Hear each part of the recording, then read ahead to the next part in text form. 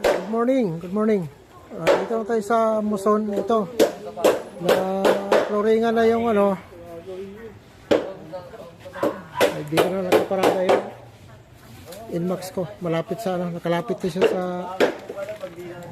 saging. Medyo umuulan-ulan, may bagyo. Pero tuloy-tuloy pa rin sila.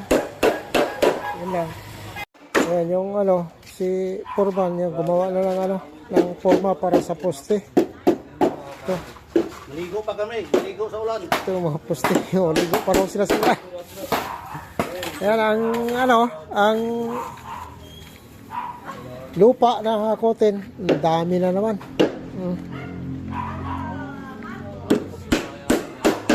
Tapos yung mga sakop ni Foreman yun. Nagano, okay sila para sa pader.